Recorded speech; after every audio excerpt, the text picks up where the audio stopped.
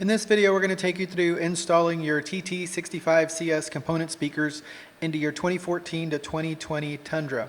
First thing you'll want to do is simply assemble your tweeters.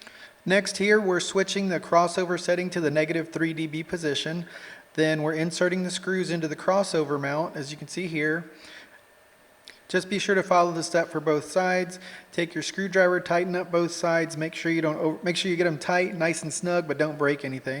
Be sure to put the crossover cover back on. Then in the next step, we're going to be actually installing this into your Toyota Tundra.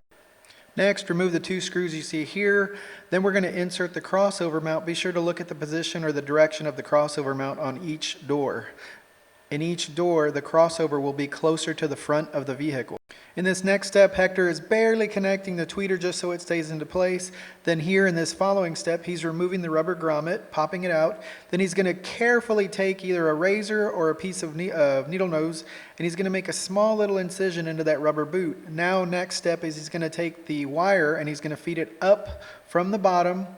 And then notice here he gives himself just enough wire to work while he's following the stock wiring. After double checking you have enough length wire, reinsert the grommet back into the vehicle. Then be sure to use zip ties and secure the speaker wire out of the way so it doesn't interfere with the door operation, or I should say window operation, as it goes up and down. Be sure to remove the excess from the zip ties and then triple check that the wires are in a good position. Then be sure to perform the same steps for the remaining wires. You're going to want to make sure to follow the stock wiring. That way it ensures everything is out of the way when you go to install your door panel.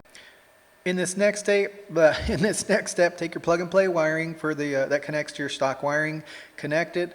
Then again, follow the stock wiring, zip tie all the wires in place. Now we highly suggest leaving a service loop, so don't cut your wires too short. So the first wire we'll be connecting to the crossover is the one coming from our mid-bass speaker down in the bottom of the door.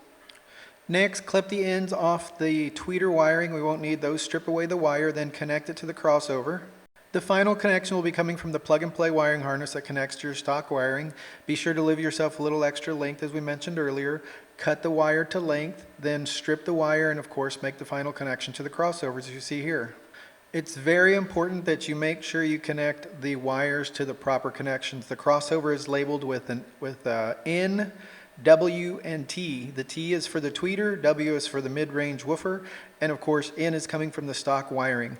Next, finish cleaning up your wiring, make sure everything's secured nice and tight, give it one more look. In this final step, we're going to connect the mid-bass driver, as you see here, using the stock speaker screws the stock screws that came with the stock speaker. Put those back into place, tighten it up, and you're pretty much done with the install.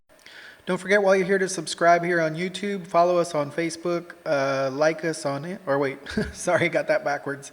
Follow us on Instagram and like us on Facebook.